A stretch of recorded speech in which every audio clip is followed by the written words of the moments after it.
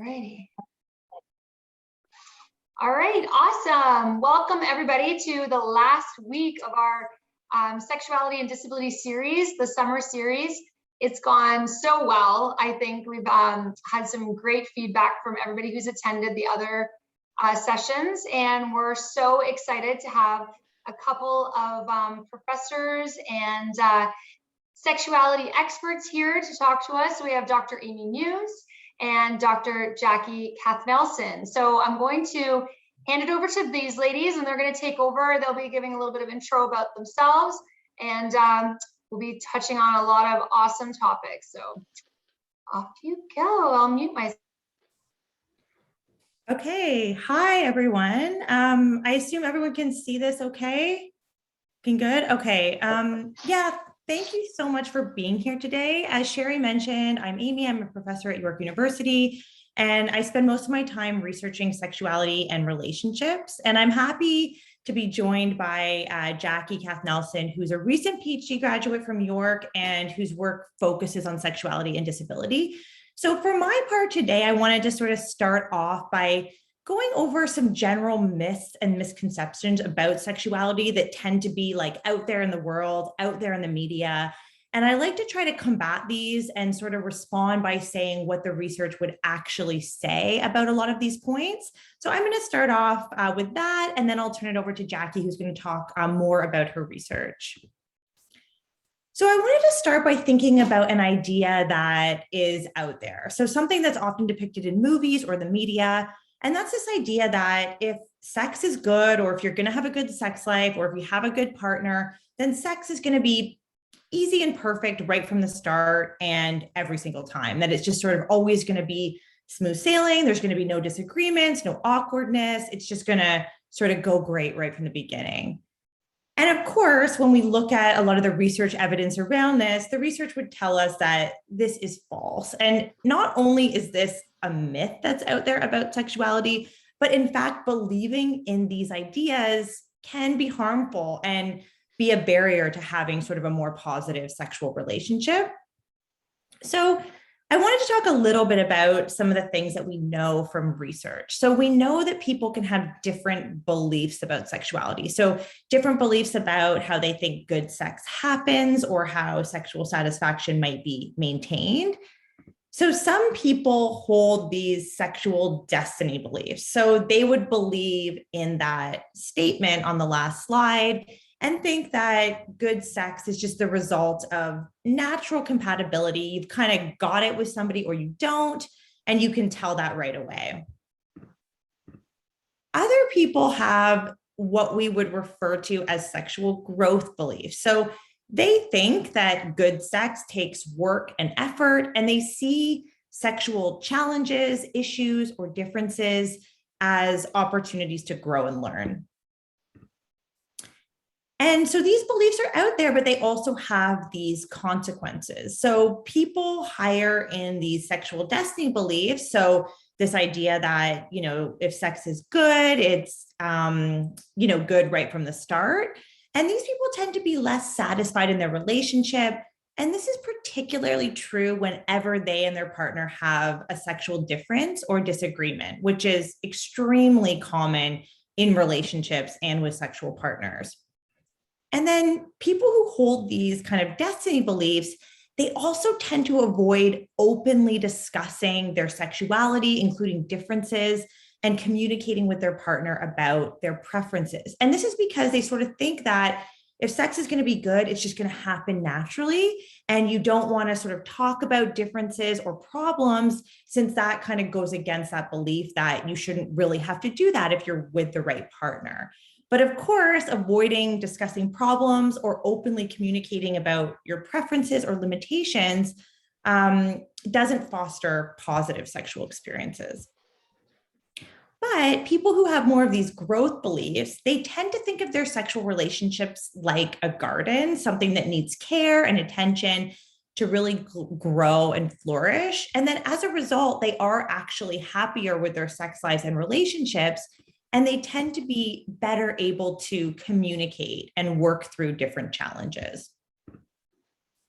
And in fact, even when couples do face challenges or differences, which is very common, these can be opportunities for growth if they are approached as such. So in relationships, experiencing growth by learning new things about yourself or the world through a partner is one thing that can help couples maintain that connection over time.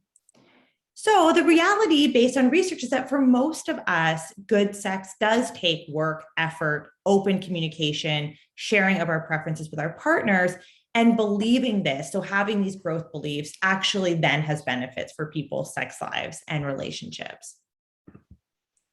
So another belief that a lot of people have is that sex is best when it just happens spontaneously in the moment without being planned ahead of time. This is often depicted in movies or in the media as, really passionate and really exciting. You don't even really have to think about it. You're just caught up in the moment. And that's the way that, a truly good sexual experience should be. But of course, this is false. There's really no evidence that sex is more enjoyable when it's spontaneous compared to when it's planned ahead of time. And actually, there can be some benefits to planning sex ahead of time. So what we know from some research that's been done is that people with lower levels of desire or people coping with a sexual issue or people who need certain things to be in place for sex to happen, planning ahead of time can really facilitate the best experience, and it can allow for people to plan for what they need. So maybe this means wearing something that facilitates partnered sex, maybe having lubrication or other supports, maybe having condoms or contraceptives on hand, or just creating the privacy or space that you might need if you don't live alone. And then the planning can actually be used for benefits. It can be used to create this anticipation, to build up excitement by discussing sex ahead of time. Partners can then share their interests as well as their expectations for the upcoming sexual experience. What are your preferences? What are your boundaries? You can talk about that ahead of time. And there's also evidence that anticipating a positive future sexual experience can help facilitate desire. So you can look more forward to connecting with your partner.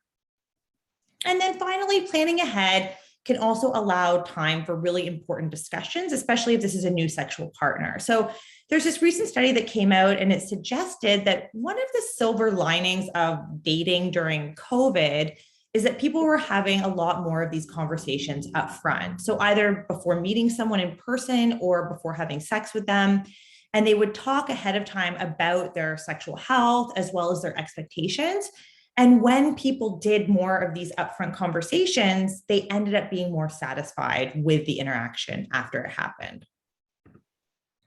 So again, the reality here is that there's really no evidence that planning sex ahead of time can make the experience worse. And in fact, there can be a lot of benefits to discussing expectations and interests ahead of time. So next, I think we receive a lot of messages about what sex or sexuality entails. And of course, when we think about sex, we might think about physical sensations and responses. But a key part of sex with a partner or partners is about intimacy, connection, and trying to understand and be responsive to each other's needs. So I think there's often an overemphasis on these physical aspects of sex. So erections, ejaculation, lubrication, orgasm. But actually, sexuality really involves all of these different things and more. And I think it can be helpful to think about sexuality more holistically and have it include things like intimacy and connection, being responsive to a partner, expressing affection, and other ways of connecting and expressing love, desire, or sharing pleasure.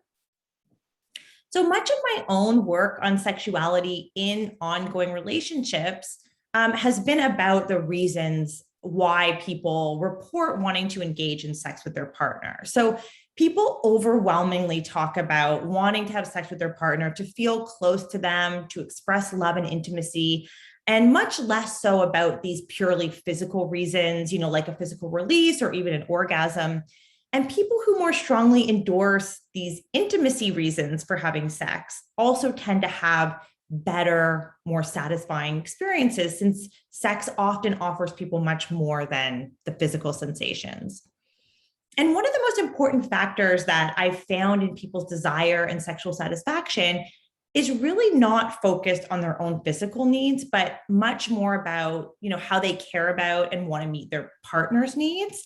So people who are wanting to understand their partner's needs during sex, they tend to be the ones that maintain this stronger sexual interest and connection over time. Now, this doesn't mean that they're solely partner focused and they sort of do anything and everything that their partner wants, but they do try to understand what their partner's preferences are, boundaries, desires, and they also tend to be more likely to share their own. And that can facilitate, I think, a lot of intimacy and sexual connection with a partner. So finally, there tends to be a lot of focus on intercourse or penetration when we think about sex, but in fact, people who think beyond this tend to have better sexual relationships. So first of all, intercourse is not possible or desirable for all people, and there are a lot of other ways to connect and express intimacy. And from research, we know that during times in a relationship when physical sexual expression or frequency is more limited, so when couples have maybe a new baby or one or both partners has health concerns, or age-related changes or other sexual issues, couples who are still affectionate with each other, cuddling, kissing, intimate talk, are still able to maintain sexual satisfaction and that sexual connection. And the couples who tend to do more intimate behaviors outside of intercourse or sexual activity also tend to be happier. So this could include things like massage, other types of sexual activities, even phone sex or ways of connecting sexually virtually, or even just intimate talk and those kinds of things that foster connection. So for here, the reality is that sexuality tends to be about a lot more than the physical aspects of sex, and seeing sex more broadly by focusing on these multiple ways to be intimate or connecting with a partner and trying to understand a partner's interests, needs, and boundaries can seemingly bring about a deeper sense of sexual fulfillment. So I'm going to pause here and turn it over to Jackie, but if anybody does have any clarification questions or anything they want to raise at this point, now is a great time while Jackie gets sort of set up for her part. And anybody can also type those questions in as well. It doesn't mean that you have to unmute yourself. Mm-hmm. Yeah, Amy, I thought that was so great. I mean, especially the component about planning, because I know, when you think about like the movies, like the guy just comes and like sweeps you off your feet and like takes you to bed and like whatever, but that's not real. Like, especially with having a disability, like there's sometimes, most likely, there's some planning that's going to go into, sex before you can do it or whatever intimacy is going to be about. So it's nice to know that that doesn't take away from anything. In fact, like you said, it can make things so much better. And as a person with a disability, I know if I've done the planning ahead of time, I'm not going to be so stressed about something happening in the moment, right? Because I've done the sort of pre-work. So yeah, that's good to hear. Yeah, it's like set yourself up for success in a way, right? Yeah, exactly. So yeah, for Melanie, so the planning is so awesome, like the anticipation, the communication, and like that can increase, that desire. And yeah, that's great. Yeah, I think there's so many benefits just from a perspective of also like setting boundaries and expectations, but then, especially with a regular partner, you can also use this to like really fuel desire. And that's what we've been finding in a recent study, that there are these benefits to sort of like having a sexual experience planned and then anticipating it and talking about it with a partner, and those kinds of things can be really helpful. Mm-hmm. No, that's great. Was there any other questions from anyone or comments? Yeah, Dave? Amy, I'm just wondering if in your research you found specific differences between men and women in terms of all of the various aspects that you talked about that leads to a good sex life. Yeah, that's such a great question, because that's another thing that we could have talked about, right? There's so much out there about, how men and women are really different in these ways. And we find a few like average level differences. Like I do find in my samples of like longer term couples that on average, men are reporting like a bit higher desire than women and things like that. But for the most part, a lot of the things that I was talking about or that we study that are linked to desire, satisfaction, they're very similar for men and women. And, just as an example, some of the intimacy reasons that, in terms of engaging in sex to like connect with a partner, express love for a partner, we see those exact same processes for men and women. I mean, most of my work is in the context of an ongoing relationship. So that's something just sort of to keep in mind, that this is within like an established relationship, but we see a lot of similarities for men and women in the context of a relationship and what is sort of associated with their sexual experiences. I had a direct question come into, so how do you talk about sex with your partner if, say, for example, you're not interested in having sex, like that's not part of something that you're interested in, and maybe you're starting a new relationship. How would you maybe bring that up with someone in a way that is not totally uncomfortable?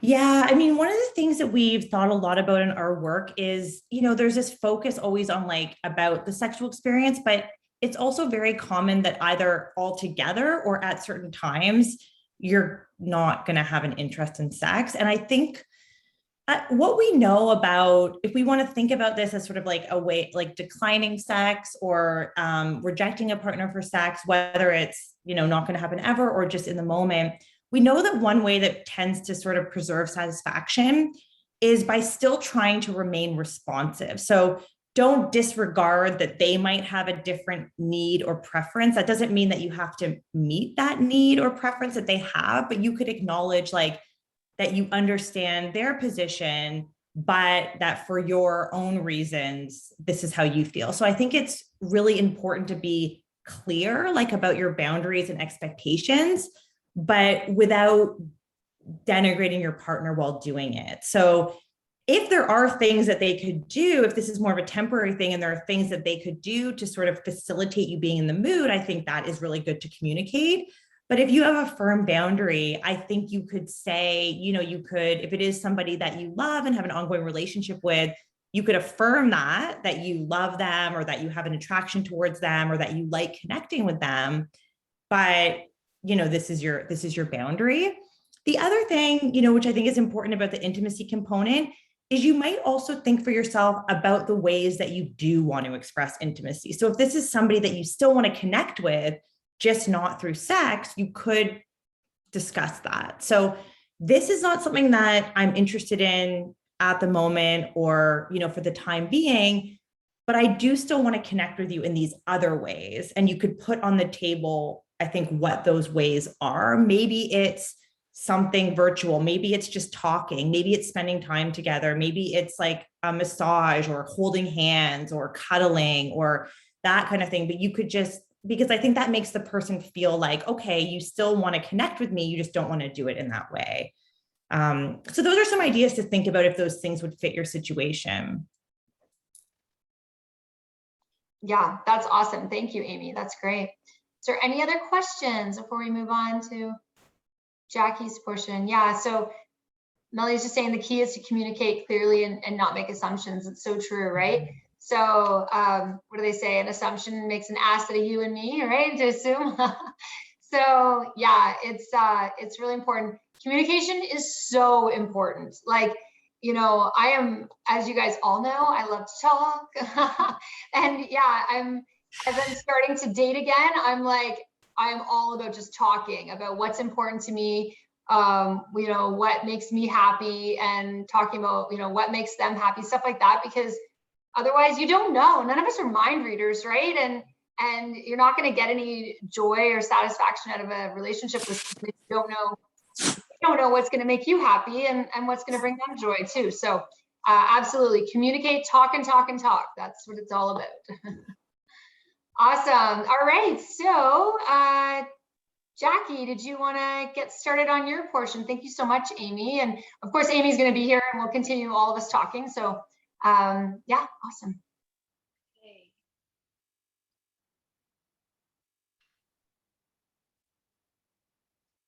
So I think that I am sharing now. Is that right? Okay, great.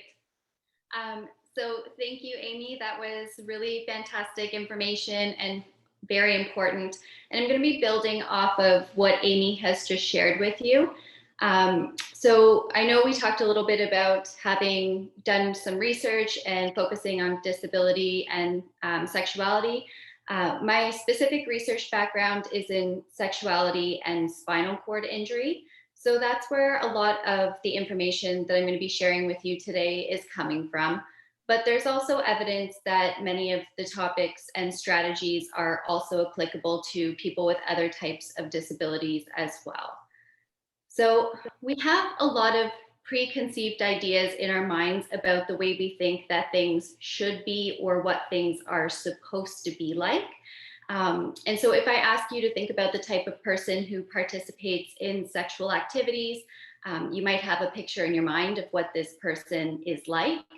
Or if I ask you to think about what makes someone attractive or what sex and sexuality are supposed to be like, you might have some ideas about those in your mind as well. But those ideas are created by society, and they are shaped and influenced by the messages that we receive from our friends, from our family, from what we see in the media. And that doesn't make them correct, and it doesn't make them the only way to think about these topics. So throughout this next section of the presentation, I'm going to ask you to just be open to expanding your definitions of some of these topics.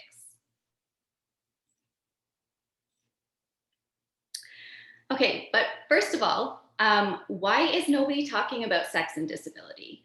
So there's a number of reasons why this topic continues to be considered taboo. So there's a myth that sex is reserved for people who do not have a disability. And this is reinforced by what we see in the media. And so advertisements, TV shows, and movies, they rarely show people with a disability being intimate or engaging in sexual activities.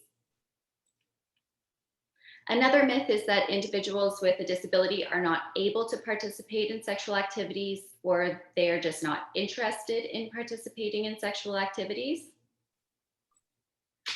And also from a healthcare provider perspective, people with a disability may be told that they should focus on other more important areas of their rehabilitation rather than focusing on their sexuality.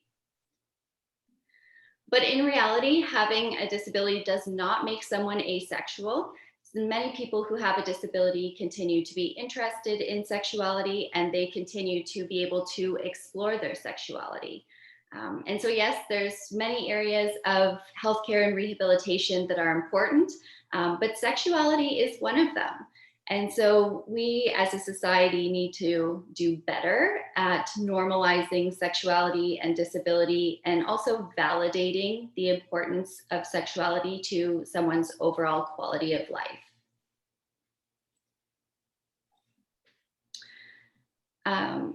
Just need to move this. Perfect. So when I was doing my research with individuals with spinal cord injury, I was doing interviews, and this is one of the quotes that came out of those interviews. They said that sexuality is the intimacy between two people. It's not defined by one particular act. Sexuality is everything from the intimacy between two people, their interactions, the different ways that they arouse each other, and the different ways that they inspire each other in those intimate moments.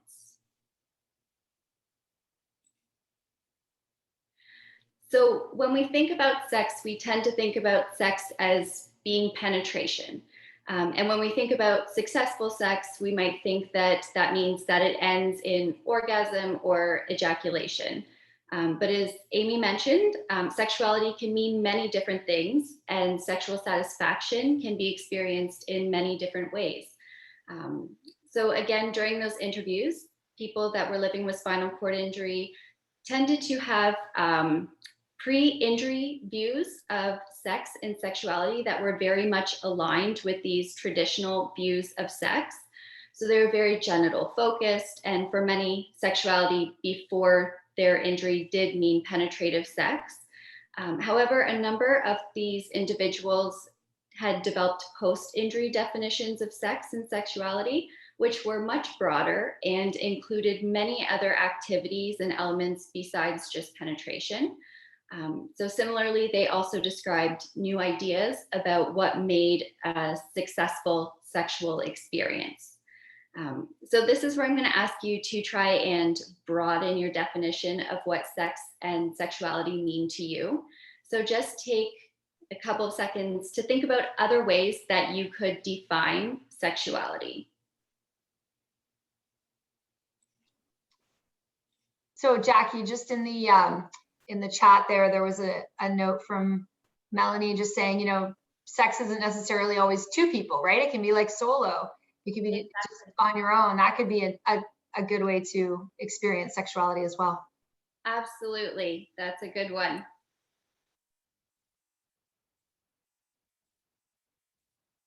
Okay, so moving this out of the way. So beyond traditional sexual intercourse, sex and sexuality can mean a number of different things. So it can be trying different sexual positions. It can be giving your partner instructions. It can be sexual exploration with a partner or by yourself.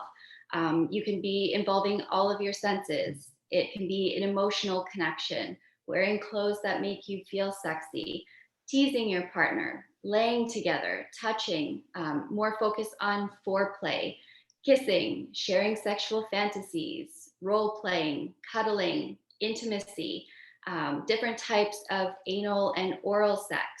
It can be self-pleasure. It can be remembering past sexual moments that make you feel good. It can be exploring different erogenous zones. It's, you know, trying different sexual toys and sexual aids. So there's a number of different things that can be sex and sexuality beyond just penetration.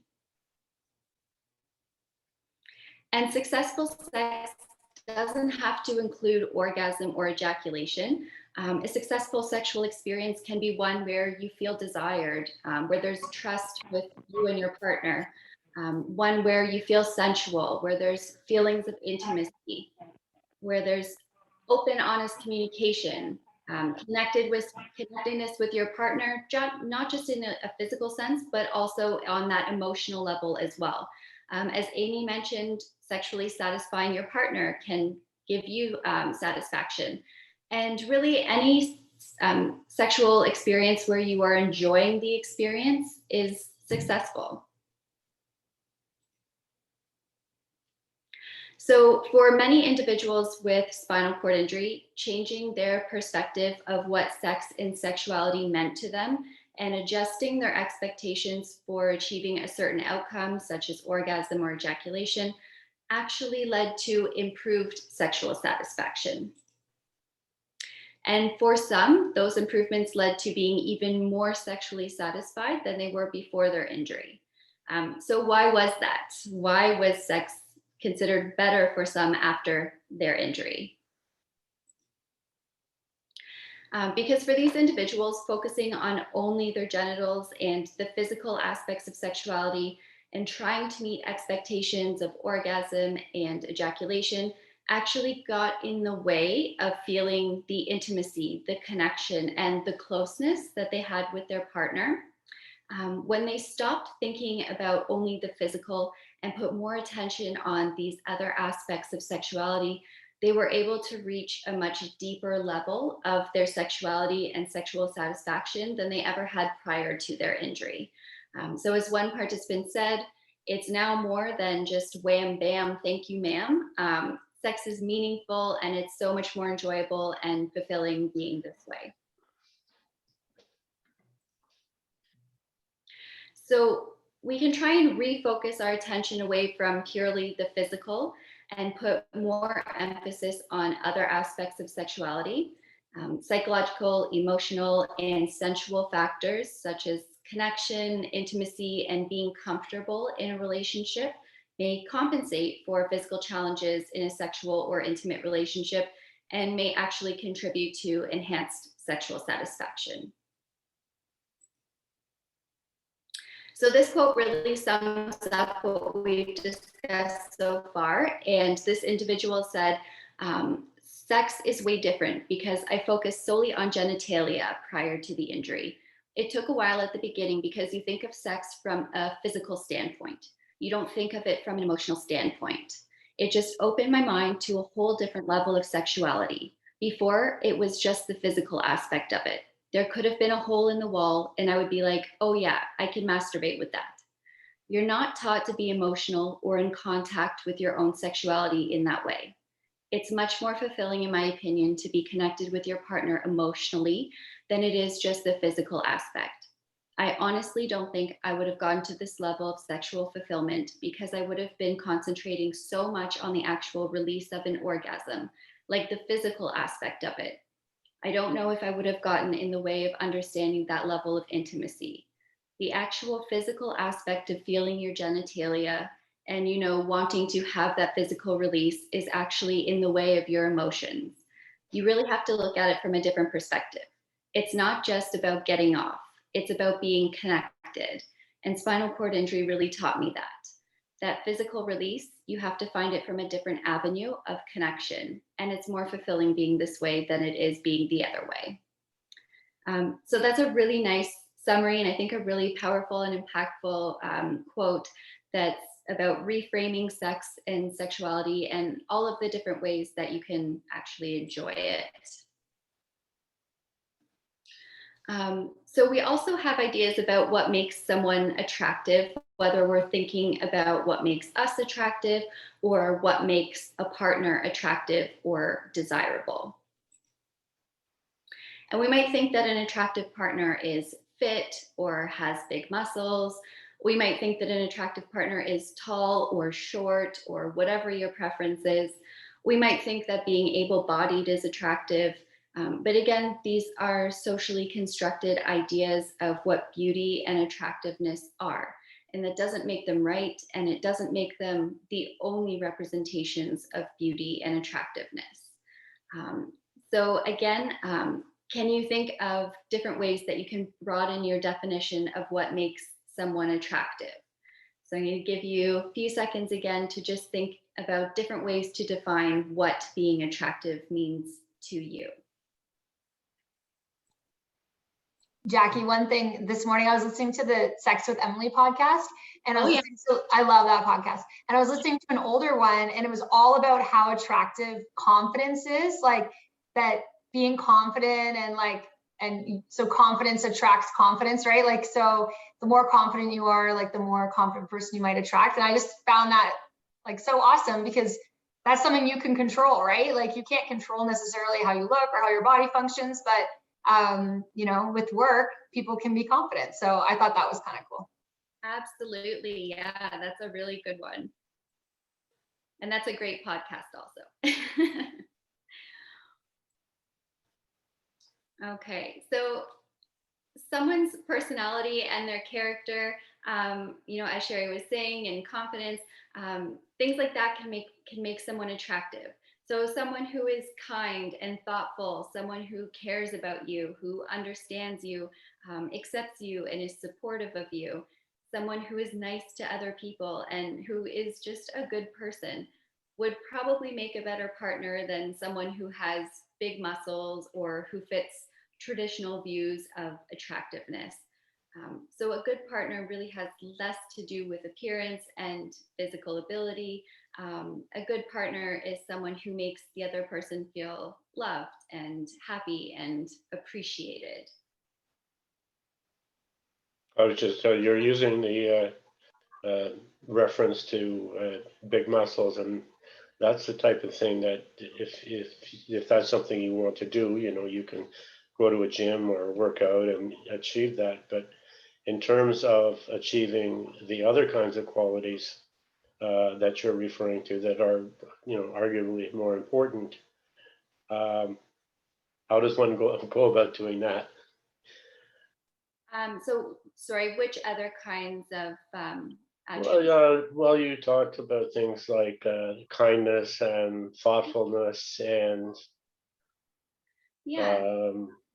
I don't know, just being a nice person. And yeah, so I think, you know, if you to be attractive in that sense, you know, thinking about other people and helping people and being accepting and supportive and trying to help people, you know, and on the other side of that, when you're looking for a partner, look for someone who has those qualities.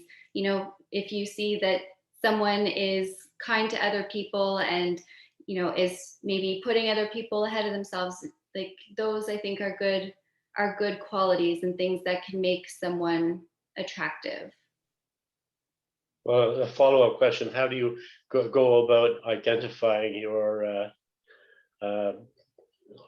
either your qualities or your deficiencies in those areas?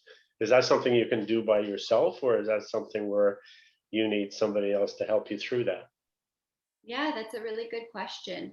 I think probably both. I mean, you can maybe reflect on, you know, some situations or think about how you have handled situations, how you interact with the people in your life, you know, how you respond to people. Are you someone who is there for your friends and your family, supporting, listening, you know, kind of reflect on that. I think you can also have conversations with people who are close to you and, you know, get their opinion or ask them if, you know, you have strengths or things like that. So I think it could go both ways.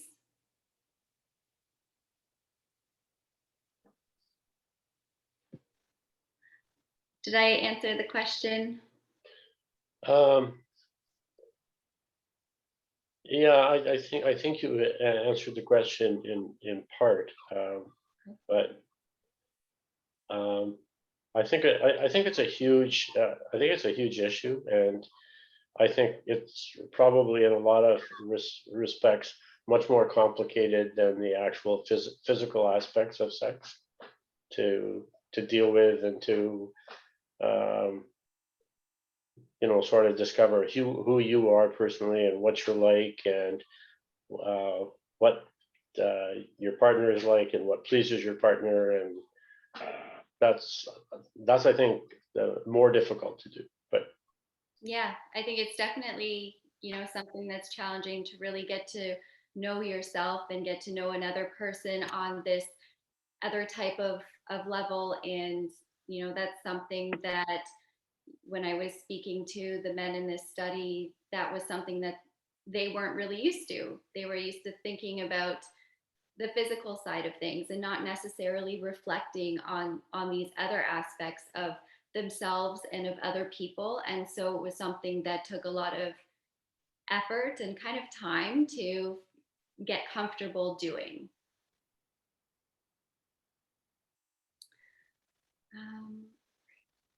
Should I continue on? yeah, sure. Okay. So this is another quote about this situation that one of the gentlemen said. You said, people who want to be with you regardless. So when you realize that, you're more confident. Sure, there might not be as many people you come across that want to give you that chance, but when you weed out the bad people, what does 6'3" have to do with anything? Nothing. Find a guy that treats you nice. Find a guy that will be kind and will listen. Like a guy that has six-pack abs and huge muscles and biceps and everything like that. You really think he's deep? Do you really think he's going to care about your needs? Some guys might, but few and far between. Find connection and you'll be so much more fulfilled. If people realize that, they would be so much happier. So now we've discussed changing or expanding different perspectives of sex, sexuality, and attractiveness. So I want to move into providing some suggestions or resources for sexuality and disability. So the first suggestion is really about exploration and being open to exploring, thinking outside the box. Exploring, you know, with a partner, but also on your own to figure out what feels good. So you can explore new erogenous zones other than the areas of the body that we typically think about when we think of sex. Many areas of the body can stimulate pleasurable sensations, And some individuals have actually experienced an eargasm. So when there's high levels of sexual arousal combined with stimulation of the earlobe, sensations that are similar to an orgasm have been experienced. You can try different types of sexual activities other than just penetration. And so some of those were mentioned in a previous slide, but you can try focusing more on different types of foreplay, erotic or sensual massage, sharing sexual fantasies, oral sex, cuddling, just laying close with someone and, kissing. You can try different sexual positions. So, try and be creative and trying to figure out what works, what's enjoyable for you and for your partner. That can include using different props or wedges to help get into a position and to help support those different positions. And then you can try experimenting with sexual toys or aids. So there's lots of different toys that can be used or adapted to suit a couple's abilities. For example, you can use a strap-on dildo, and you can use a vibrator that can also be strapped onto your hand if hand function is limited. You can think of different ways to engage all of your senses. So listen to sensual music, light romantic smelling candle. You can use chocolate flavored body paint, for example, or a warming massage oil.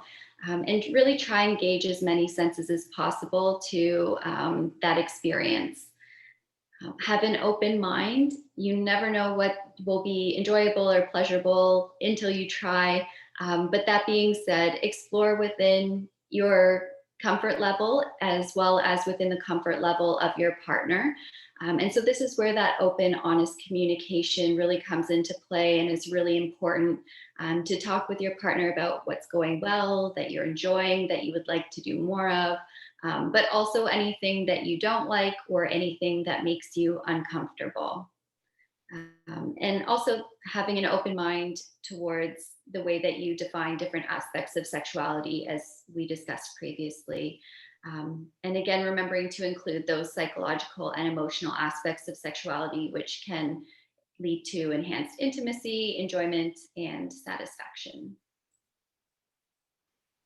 So there's different books and resources available that can provide valuable information about sexuality and disability. And one of those is a resource manual called Pleasure Able. It was created for people with disabilities, and it includes research, clinical expertise, and product information. And it also has some examples and illustrations of potential sexual practices. Come As You Are is a store that sells different sexual toys and devices, and their approach to sex considers sexual pleasure, but also health and education. And so their website has a tab for sex information, and under that you can click Learn About Sex and Disability. And so there they discuss how to make different sex toys accessible, how to adapt toys for increased or decreased sensation, talking about mobility and motor control, as well as issues of privacy and fatigue. Peer support is a great resource. So finding someone who is a similar age, maybe the same sex, or someone who has similar experiences to you that you can really connect to and have open conversations about sex can be extremely helpful, because that person might have firsthand lived experiences that you can share that can help get ideas of different ways that you can experience sex, or different things that you can try from real life examples in a way that you can relate to it. And another resource that has been helpful for individuals with a disability is to find a sex positive group to discuss and normalize some of these maybe out of the box or non-traditional ways of going about and experiencing sexuality. So being able to speak freely and openly in a non-judgmental space can help to increase your comfort with these out-of-the-box ideas, and can increase your confidence and also your creativity when it comes to sex. So those are some resources that might be helpful. So Jackie, we just had a question about the sex positive groups. Do you know where someone might find them? Yeah, so people that I had spoke to previously, they were finding these groups online through different organizations, for example, groups through Spinal Cord Injury Ontario, or just doing different searches online and finding groups that were fitting for them.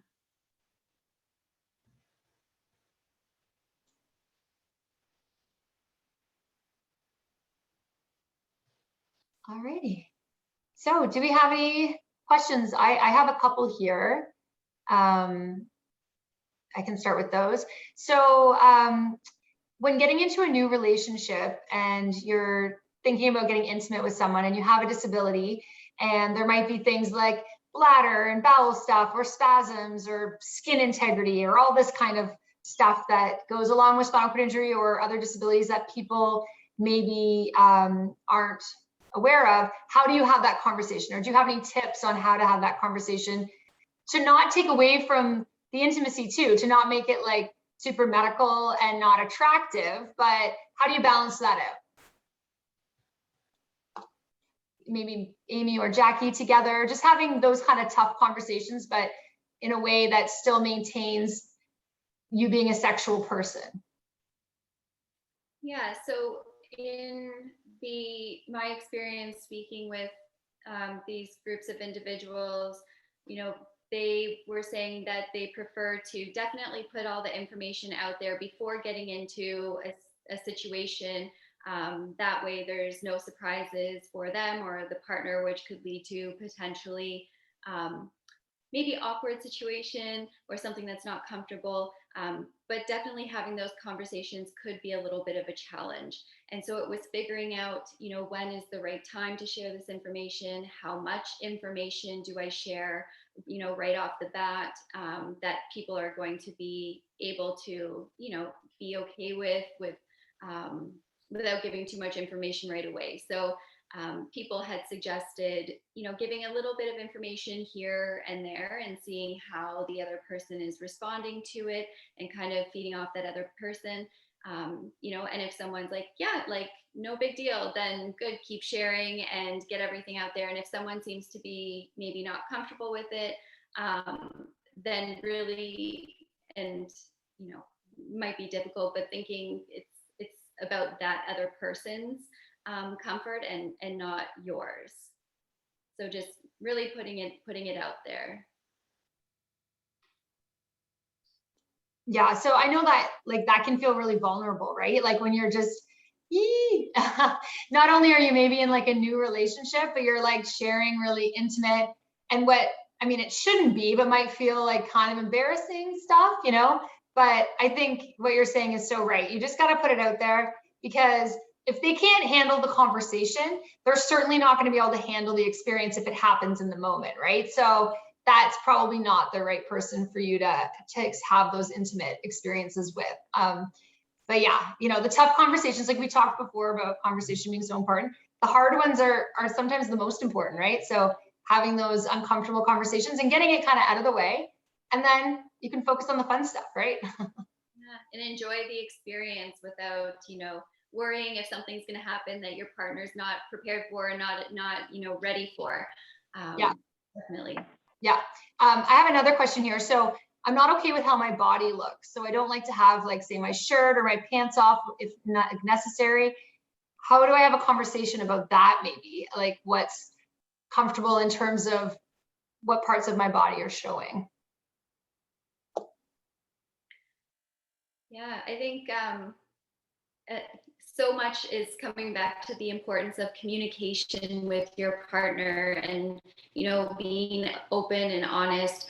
And so if you are going to be participating in sexual intimate activities with someone, then you really want to feel comfortable with yourself and comfortable with that person. And so, yeah, just again, having the conversation and saying, yeah, I'm interested in, doing this activity with you, but I'm more comfortable, or it will be more enjoyable for me if I'm not thinking about, how I look. And yeah, so a lot of these things are tough topics. Like they're maybe uncomfortable conversations to have, but just so important to really bring up so that you can fully enjoy the experience.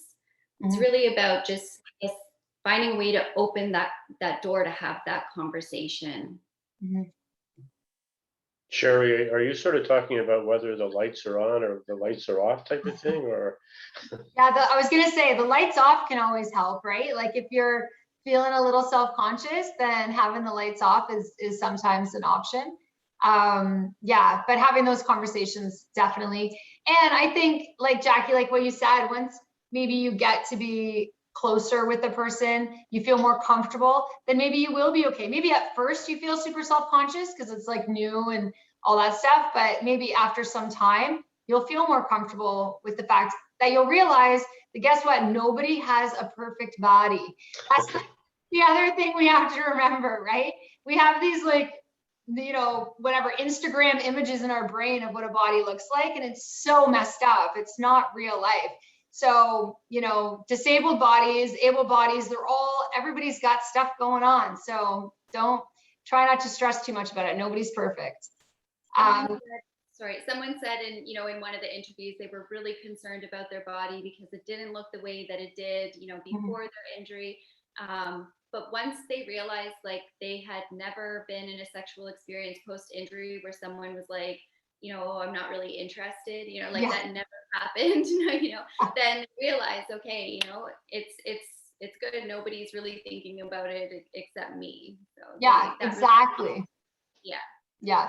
We're always thinking more about our own stuff than anybody else because everybody else is thinking about their own stuff, right? So nobody's like stressing about your cellulite or your wrinkle or your varicose vein or your scar, right? Like they're worrying about their own body, like, oh my God, is she looking at this? So yeah, we all just have to get out of our heads. Keenan, you had your hand up, bud? I was just gonna say those difficult conversations surrounding disability, they're good to have prior to engaging in a sexual kind of relationship because it tells you very quickly the person's character and not only what they say, but how they deal with that conversation, what tone of voice they use, if they laugh and joke it off, if they don't respond at all. Like, it'll tell you a lot about that person more than any other type of question would. Yeah, absolutely. That's hugely important. And, something again that was echoed in the interviews that, well, having those conversations, may be a little bit uncomfortable. So important to find out if that's even a person that you want to be intimate with. Is that the kind of person that, is the good kind of person you want to be partnered with? And so where, someone was talking about weeding out the bad people. I think you can get a lot of that information through having those conversations. I had another question. How do I get over the struggle of feeling like I should just settle? Like be okay with whoever will be okay with my disability, regardless. Maybe they're not the perfect person for me, but I'm happy that they're okay with me being disabled. How do I kind of get out of that mindset of settling? Do you have any tips on that? I don't know, Amy, that might be something, just settling in general, right? I know people are sometimes quick, they don't want to be alone. So they'll just like latch on to whoever, whether they're maybe not the right person for them or not. But Jackie, Amy, whoever wants to take that one. Yeah, Jackie, you might have more to say. I have a couple thoughts more generally. Like we do know exactly what you're saying, Sherry, that when you have this fear of like being alone or being without a partner, you're more likely to settle for somebody that would be a lower quality partner. But I think it's really important to think about like what you mean when you say settling, right? Like we're talking a lot about changing our ideas of like attractiveness and focusing on the connection. So if we're talking about settling for somebody who doesn't treat you nicely, who doesn't support you, who doesn't, you know, who wouldn't be the kind of quality partner that you'd want. I think we sometimes overestimate the benefits of just being in a relationship. We know that when you're in a good relationship, there's lots of benefits to that, to like even broadly to your health and well-being and all of these things. But that's not true when it's a bad relationship, right? When it's a bad relationship, people who are single but have their own support network are happier than people who are in those bad relationships. But I think we also want to be careful that we're like, sometimes when people talk about settling, they talk about somebody who doesn't like check every single box that they have on some list of all these ideals that they wanted. And a lot of times we know that like when people have a lot of those expectations, they change those a lot once they meet a partner who doesn't necessarily meet those. And so sometimes I think we might focus on some of the wrong things. So I think it would be good to like evaluate why you see this as settling. And if it's because like the person doesn't have the kind of like job that you thought that you'd be with, or those kinds of things that maybe aren't that predictive of relationship happiness, then you might want to evaluate that. But if we're talking about this is not going to be a good responsive partner, that is something that will influence your satisfaction, both in the relationship and in general over time. So I think definitely you want to make sure that you're not settling for somebody who's not going to treat you the way that, you know, is going to fulfill you and make you happy in a relationship. So I guess it's like thinking about the substantive things versus like the superficial things that we sometimes focus on. I think your question, Sherry, is equally applicable to able-bodied people. Absolutely. You know, and the reality is that none of us are perfect, and to have the expectation that you're going to meet somebody that, or you're going to be perfect for somebody else, or they're going to be perfect for you, is unfortunately not realistic, right? We all have our faults, we all have our vices, and you sort of have to weigh that, and it's not easy. It's you know, Yeah. you're never gonna find somebody who's exactly who you want, and yeah, I think also part of that is like we have this mindset of like two halves becoming a whole, right? And that's not what relationships should be. Like we are two whole people who come together with all of our stuff, like baggage and good and bad and whatever. And, you know, hopefully, you know, communication, all that stuff is there, and things are great. Like, but it's not about that needing someone else to fill something in you. Because if you're at that point where you're feeling like you have a void, then you definitely have some self-work to do first before you're maybe in a place where you can be in a relationship. So yeah, that's. And also the other thing is that relationships evolve over a period of time. So. True story, Dave.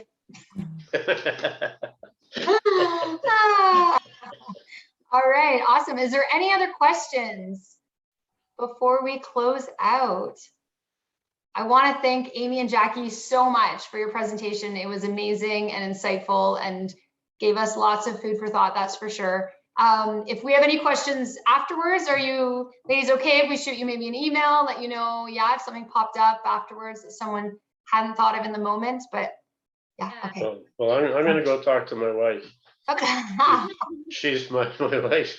She's right out there, and she's an amazing multitasker. So she's right now in the process of doing her tri-weekly boxing lesson, Zoom boxing lesson, and she's following this at the same time. And I've never met anybody like her. She can focus on two things at once. Yeah, Shauna's pretty remarkable. Shauna was my wheelchair tennis partner for years and years, and she's recently recruited me into the world of wheelchair curling. So she opens lots of new exciting things for me. But yes, thank you, Amy and Jackie, both so much. Thank you, everybody, for attending. I'm so happy that you were all able to join us today. And this recording will be posted on YouTube. So if you want to share it with your networks, that's amazing. Any questions you have, feel free to email me, sherryr@ilcwr.org. And I hope you all have a wonderful day. I'm just going to end the recording there.